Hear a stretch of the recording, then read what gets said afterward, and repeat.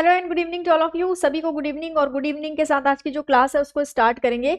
इसमें हम लोग mainly monthly current affair discuss करेंगे। और आपको यहाँ पर थंबनेल में दिख ही रहा है कि ये जो करंट अफेयर है ये अप्रैल मंथ का करंट अफेयर है, यानी कि जो मंथली करंट अफेयर की सीरीज हम चला रहे हैं जिसमें हमने मई का भी डिस्कस करा है, जून का भी डिस्कस करा है, जुलाई का भी डिस्कस करा है, उसमें अब हम लोग फाइनली अप्रैल तक पहुंच गए हैं। और ऐसे ही हम लोग धीरे धीरे जनवरी मंथ तक पहुंच जाएंगे और फिर आपका पूरा ईयर का करंट अफेयर कवर हो जाएगा। लगभग 20-25 मिनट की ये क्लास होगी, क्योंकि इसमें हम लोग सिर्फ रिविजन कर रहे हैं। डिटेल डिस्कशन के लिए आप कैरियर विद एसएससी चैनल पर आएंगे और उसमें डेली बेसिस पर मेरी सुबह 8 बजे क्लास होती है, उस क्लास को अटेंड करेंगे। उसमें मैं डिटेल डिस्कशन डेली बेसिस पर करंट अफेयर के कर रही हूँ। अब ज्यादा टाइम ना लेते हुए स्टार्ट करते हैं। पहला क्वेश्चन देखते हैं, what is the rank of India in network readiness index 2025? Network readiness index 2025 में भारत का रैंक क्या है? What is the rank of India in network readiness index 2025? कौन से इंडेक्स में क्या रैंक है भारत की? ये सारी चीजों को लेकर के एग्जाम में क्वेश्चन पूछा जाता है, तो थोड़ा सा ध्यान रखेंगे। इसमें भारत की जो रैंक है वो है 36। अभी रेलवे के पेपर में, अभी जो पेपर चल रहा है आपका, उस पेपर में अभी कुछ दिन पहले हमने देखा था कि जेंडर गैप इंडेक्स के बारे में पूछा गया था कि जेंडर गैप इंडेक्स में जो भारत की रैंक है, नहीं, किसी टॉप कंट्री के बारे में पूछा था कि जेंडर गैप इंडेक्स को टॉप किसने किया है। ठीक है, तो इसीलिए हम लोगों को ये पढ़ना थोड़ा सा जरूरी है एग्जाम पॉइंट ऑफ व्यू से, तो ध्यान रखेंगे। नेक्स्ट है राजकोषीय स्वास्थ्य सूचकांक, यानी कि FHI, जिसको हम लोग फिजिकल हेल्थ इंडेक्स कहते हैं। इसमें कौन सा राज्य शीर्ष पर है, यानी कि कौन से स्टेट ने इसमें टॉप किया है? इसका क्या आंसर होगा? बिहार, उड़ीसा, झारखंड या फिर वेस्ट बंगाल?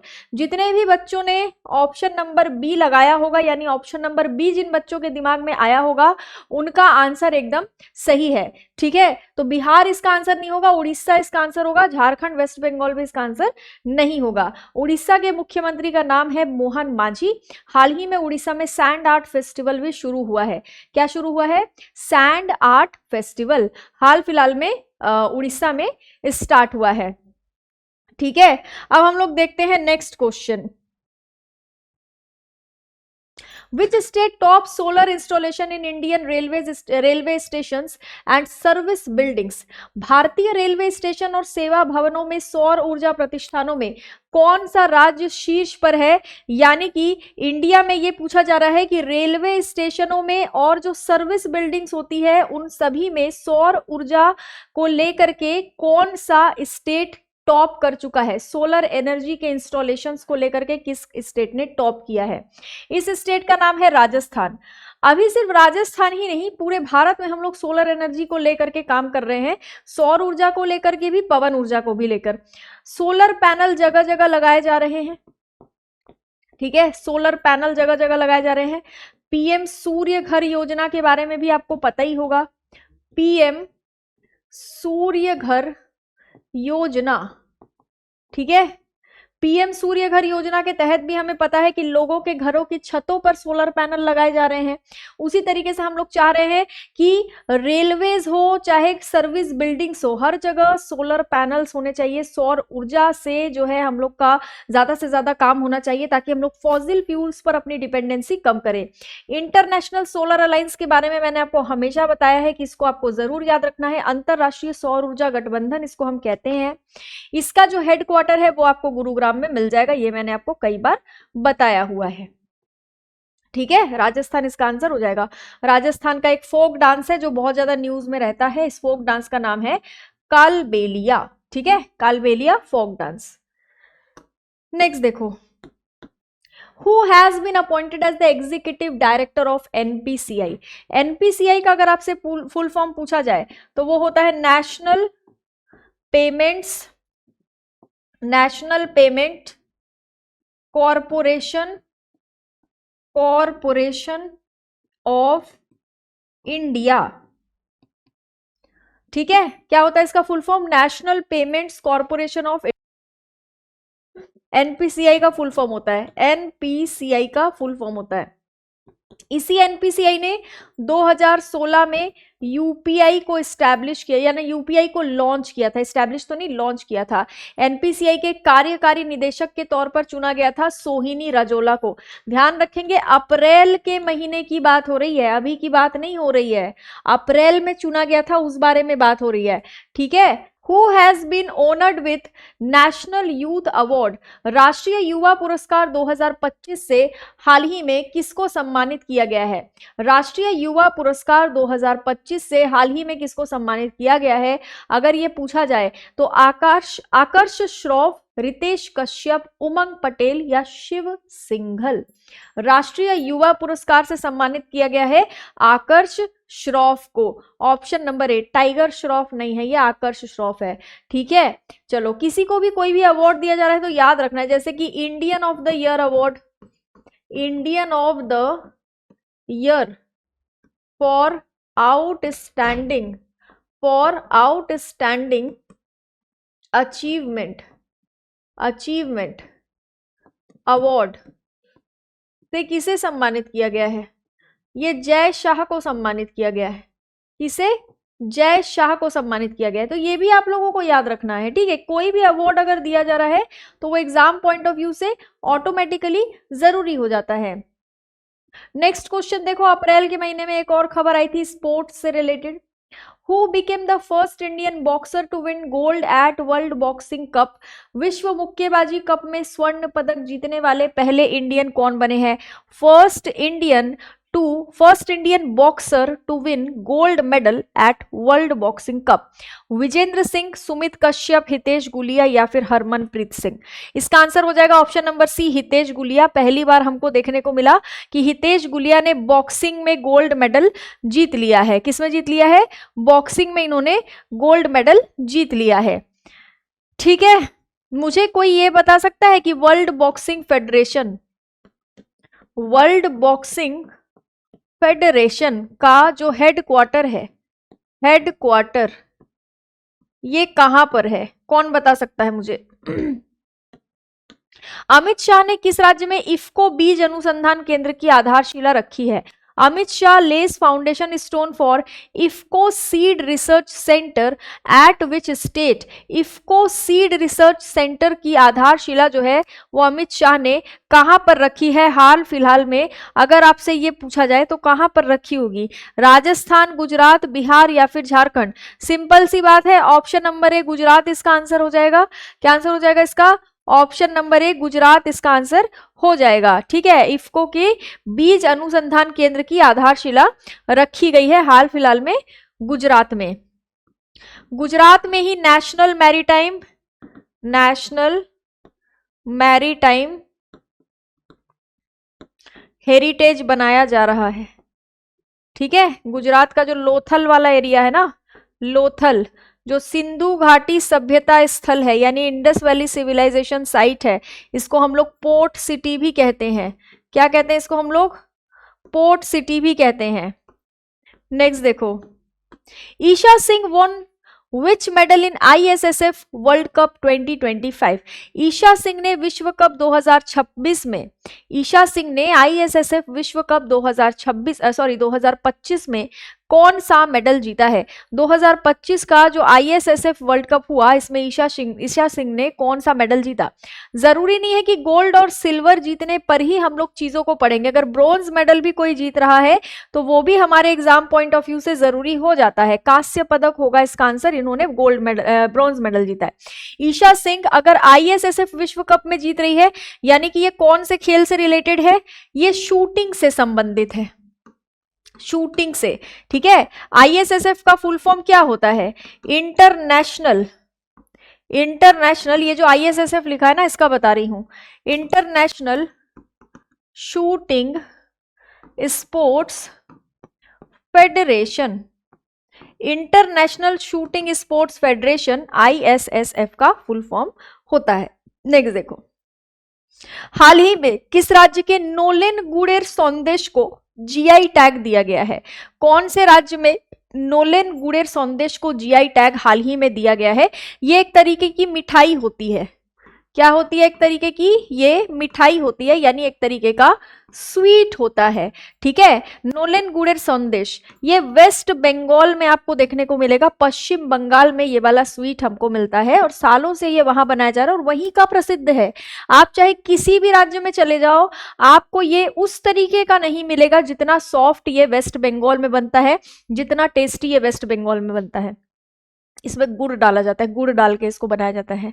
ठीक है, एक तरीके की मिठाई होती है। तो इसको पश्चिम बंगाल में बहुत प्रसिद्ध है और इसको जीआई टैग मिला हुआ है। जीआई टैग आपको पता है 2004 में पहली बार वेस्ट बंगाल के ही दार्जिलिंग की चाय को मिला था। पश्चिम बंगाल के ही दार्जिलिंग की चाय को जीआई टैग मिला था 2004 में। जीआई टैग का फुल फॉर्म होता है जियोग्राफिकल इंडिकेशन टैग, है ना, जियोग्राफिकल इंडिकेशन टैग। जितनी बार रिवीजन करना पड़े उतनी बार करो, 10 साल की वैलिडिटी होती है इसकी। जीआई टैग अगर किसी प्रोडक्ट को मिलता है तो उसमें वैलिडिटी हो जाती है 10 साल की। साथ ही साथ ये जीआई टैग जो है ये सबसे ज्यादा कौन से राज्य को मिला हुआ है, रैंक 1 पर है उत्तर प्रदेश। उत्तर प्रदेश में सबसे ज्यादा जीआई टैग वाले प्रोडक्ट्स हैं। रैंक 2 पर तमिलनाडु है। आयुष्मान भारत योजना को औपचारिक रूप से लागू करने वाला 35वां राज्य या केंद्र शासित प्रदेश कौन सा बना है? 35th स्टेट या फिर यूनियन टेरिटरी, इनमें से कौन सा बन गया है? स्टेट भी हो सकता है, यूनियन टेरिटरी भी हो सकता है, ये थोड़ा सा याद रखेंगे, है ना। तो यहां पुडुचेरी, दिल्ली, तमिलनाडु या Bihar, option number B Delhi इसका आंसर हो जाएगा। दिल्ली भारत का 35वां राज्य या केंद्र शासित प्रदेश की लिस्ट में आएगा जिसने आयुष्मान भारत योजना को फाइनली लॉन्च कर दिया है ना। ये तो केंद्र शासित प्रदेश है, लेकिन राज्यों के साथ केंद्र शासित प्रदेश का नाम डाल के इस तरीके से आपको क्वेश्चन दिया जा सकता है। आयुष्मान भारत योजना के तहत भारत में 5 लाख रुपए पर ईयर कवर दिया जाता है टर्शरी एंड सेकेंडरी इलाज के लिए, सेकेंडरी एंड टर्शरी ट्रीटमेंट के लिए। ठीक है, for secondary and tertiary treatment. Next देखो, किस देश ने दुनिया का पहला 3D प्रिंटेड ट्रेन स्टेशन बनाया है? एक देश है जिस देश में पहली बार ऐसा देखा गया कि 3D प्रिंटेड एक ट्रेन स्टेशन बना दिया गया, जो कि एग्जाम पॉइंट ऑफ व्यू से काफी ज्यादा जरूरी है। ये वही देश है जिसने पहली बार लकड़ी का उपग्रह बनाकर लॉन्च किया है। लकड़ी का उपग्रह बनाया है, यानी कि वुडन सैटेलाइट बनाया है। क्या बनाया है? वुडन सैटेलाइट बनाया है। ऑप्शन नंबर बी जापान इसका आंसर हो जाएगा। क्या आंसर हो जाएगा इसका? ऑप्शन नंबर बी जापान इसका आंसर होगा। ठीक है, तो दुनिया का पहला 3D प्रिंटेड ट्रेन स्टेशन किसने बनाया? जापान ने। नेक्स्ट देखो, ये सारे के सारे क्वेश्चन ना आपके एग्जाम पॉइंट ऑफ व्यू से काफी ज्यादा जरूरी है, इनको सबको पढ़ के रखना। पीडीएफ में डाल दूंगी और पीडीएफ को भी अच्छे से रिवाइज कर लेना। ठीक है, नेक्स्ट है राष्ट्रीय आदिवासी युवा महोत्सव 2025 का मेजबान कौन सा राज्य है? Which state is the host of national tribal youth festival? Assam और त्रिपुरा इसका आंसर नहीं होगा। ना तो असम इसका आंसर है, ना त्रिपुरा इसका आंसर है। आप सोचो इसका आंसर क्या है? या तो मेघालय इसका आंसर है, या तो फिर इसका आंसर मिजोरम है। आप क्या आंसर लगाओगे? फटाफट बताओ। इसका आंसर क्या हो जाएगा? ये वो राज्य है जहां पर 1 जनवरी को फर्स्ट बीटा बेबी का जन्म हुआ था। फर्स्ट बीटा बेबी का जन्म हुआ था, ये वो राज्य है, यानी कि बात हो रही है मिजोरम की। मिजोरम में फॉरेस्ट एरिया भी बहुत ज्यादा है, फॉरेस्ट कवर, जंगल का एरिया बहुत ज्यादा है मिजोरम में। जब हम लोग इंडिया में सर्वे करते हैं, फॉरेस्ट सर्वे होता है जब, कि कौन से राज्य में कितना जंगल वाला क्षेत्र है, कितने एरिया में फॉरेस्ट कवर है, तो मिजोरम का भी काफी नाम आता है उसमें। ठीक है, चलो नेक्स्ट देखो, कौन सा देश 2035 में फीफा महिला विश्व कप की मेजबानी करेगा? फीफा महिला विश्व कप, एक होता है पुरुष विश्व कप, एक होता है महिला विश्व कप। फीफा महिला विश्व कप की मेजबानी 2035 की बात हो रही है, अभी की बात हो भी नहीं रही है। बात कब की हो रही है? 2035 की हो रही है। यूनाइटेड किंगडम का नाम आप सभी ने सुना है, यूनाइटेड किंगडम का नाम, यूनाइटेड किंगडम का नाम। ठीक है, यानी यूके का, यही इसका आंसर हो जाएगा ऑप्शन नंबर बी। अच्छा, अगला वाला जो फीफा होना है वो 2026 में होना है, ये कहां पर होगा ये मुझे कमेंट बॉक्स में आप लोग जरूर बताएंगे। ये वोमेन फीफा नहीं है ना, ये वोमेन वाला नहीं होगा, ये मैं अगला वाला जो फीफा 2022 के बाद अब सीधा 2026 में होगा। 2022 में तो कतर में हुआ था, 2026 में कहां होगा ये बताना मेरे को। फीफा का जो हेडक्वार्टर है वो मैं एक बार फिर से बता देती हूँ, ज्यूरिक में आपको मिलेगा, और ज्यूरिक स्विट्जरलैंड में मिलता है, स्विट्जरलैंड में पड़ता है। स्विट्जरलैंड नाम की जो कंट्री है यहां पर ज्यूरिक पड़ता है। कलसा बंडूरी परियोजना हाल ही में खबरों में रही, ये किस नदी से जुड़ी हुई है? कलसा बंडूरी परियोजना अभी न्यूज में रही है, ये महादई नदी से जुड़ा हुआ है, कलसा बंडूरी प्रोजेक्ट। साथ ही केन बेतवा प्रोजेक्ट भी इस साल लॉन्च किया गया है, केन बेतवा प्रोजेक्ट भी इस साल चर्चा में रहा है।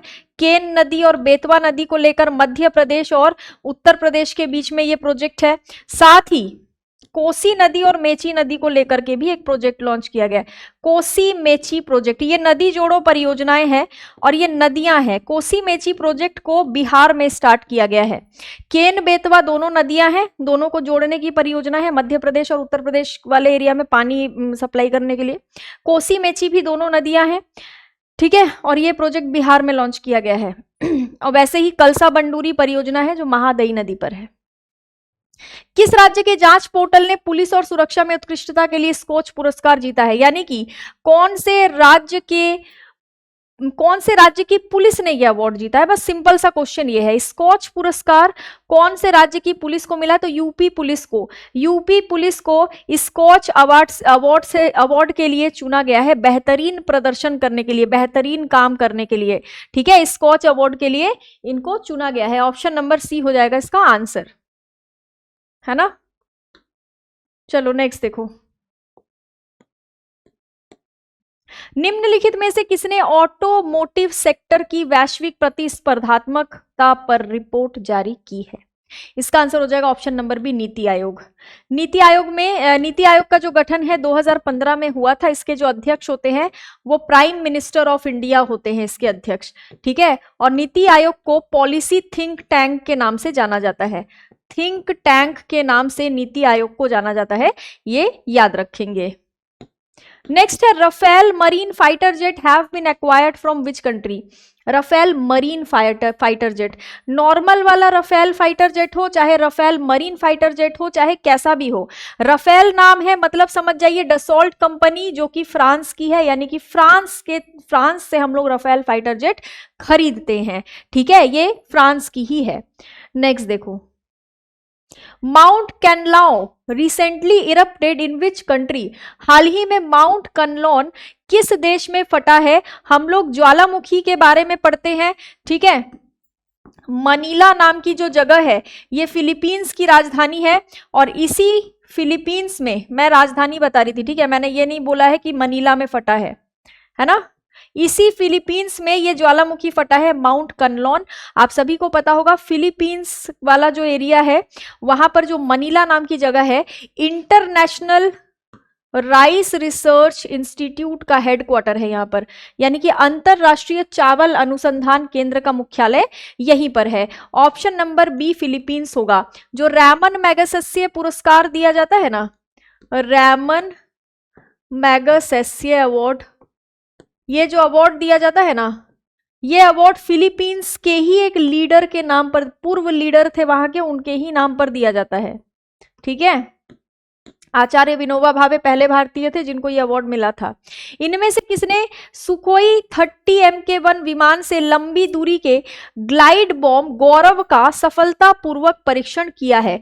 ग्लाइड बॉम्ब का परीक्षण किया गया है, यानी कि डिफेंस सेक्टर से रिलेटेड है, और इसरो का डिफेंस से मतलब तो है लेकिन बहुत ज्यादा नहीं।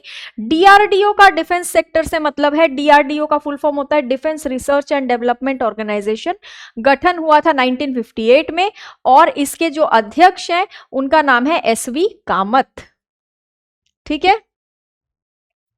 महिला सुरक्षा और सशक्तिकरण पर स्त्री शिखर सम्मेलन 2025 की मेजबानी कौन से शहर ने करी है। इसका क्या आंसर हो जाएगा? इसका आंसर हो जाएगा Hyderabad. Option number D Hyderabad इसका आंसर हो जाएगा। हैदराबाद तेलंगाना की कैपिटल है। किसकी कैपिटल है हैदराबाद? तेलंगाना की कैपिटल। ठीक है, तेलंगाना की कैपिटल है हैदराबाद। नेक्स्ट देखो, हाल ही में किस राज्य के हाथ से बने हुए रायंडिया को जीआई टैग मिला है? ये एक तरीके का कपड़ा होता है जो हाथ से बुना हुआ होता है और बहुत प्राचीन समय से यहाँ पर बनाया जा रहा है इसको। ऑप्शन नंबर ए मेघालय इसका आंसर हो जाएगा। मेघालय के रायंडिया को जीआई टैग मिला हुआ है। नेक्स्ट देखो, निम्नलिखित में से किसने आवश्यक पर्यावरण सेवाओं के तहत उद्योगों की एक नई ब्लू श्रेणी को शुरू किया है? इसका आंसर हो जाएगा सिंपल सा सीपीसीबी। सीपीसीबी का फुल फॉर्म होता है central pollution control board. Central pollution control board CPCB का फुल फॉर्म होता है। एससी उपवर्गीकरण लागू करने वाला भारत का पहला राज्य हाल ही में कौन सा बन गया है? क्या इसका आंसर हो जाएगा? फटाफट लगाओगे इसका आंसर, और अगर नहीं आंसर आ रहा है तो होमवर्क करोगे इसको। कमेंट बॉक्स में मुझे इसका आंसर आप लोग बताओगे, ठीक है? कमेंट बॉक्स में इसका आंसर बताओगे कि एससी उपवर्गीकरण लागू करने वाला पहला राज्य, ये या तो डी या तो सी, दोनों में से एक ऑप्शन है। मैं आपको हिंट दे रही हूं, अब आप देख लो क्या आंसर लगाओगे इसका, ठीक है? चलो नेक्स्ट देखो, विश्वविद्यालय अनुदान आयोग यानी कि UGC, university grants commission, university grants commission के जो अध्यक्ष बने हैं हाल फिलहाल में, वो कौन बने हैं? इसका आंसर क्या हो जाएगा? ऑप्शन नंबर ए विनीत जोशी। विनीत जोशी जो है वो यूजीसी के अध्यक्ष बने हैं, ये आप लोग को याद रखना है, एग्जाम पॉइंट ऑफ व्यू से जरूरी है, ठीक है? चलो नेक्स्ट देखो, Which state inaugurated North East India's first onco robotic surgery facility? ये कैंसर से रिलेटेड है। ऑन्को रोबोटिक सर्जरी फैसिलिटी, ये कैंसर से रिलेटेड है, ठीक है? कौन से राज्य के स्टेट कैंसर इंस्टीट्यूट में इसको इनॉग्रेट किया गया है? इसका आंसर हो जाएगा ऑप्शन नंबर ए असम। क्या आंसर हो जाएगा इसका? ऑप्शन नंबर ए असम इसका आंसर हो जाएगा। एग्जाम पॉइंट ऑफ व्यू से जरूरी है, आपको याद रखना है, ठीक है? नेक्स्ट देखो, माउंट स्पर ज्वालामुखी कहां पर लोकेटेड है? माउंट स्पर ज्वालामुखी जो हाल ही में समाचारों में देखा गया है, वो कहां पर लोकेटेड है ये पूछा जा रहा है। ये अमेरिका में लोकेटेड है। अमेरिका का जो अलास्का वाला एरिया है वहां पर लोकेटेड है ना? नेक्स्ट देखो, वर्कोल दलित साहित्य पुरस्कार 2025 से किसे हाल ही में सम्मानित किया गया है? Who has been honored with the वर्कोल दलित लिटरेरी अवार्ड 2025? इसका आंसर शंकर सिंह नहीं होगा, राजवीर सिन्हा नहीं होगा, उदय कुमार नहीं होगा। इसका आंसर हो जाएगा पी शिवकामी। क्या आंसर हो जाएगा इसका? पी शिवकामी इसका आंसर हो जाएगा। नेक्स्ट देखो, किस राज्य में सूक्ष्म ऋण और लघु ऋण विधेयक पारित किया है? Which state pass the micro loan and small loan prevention of coercive action bill?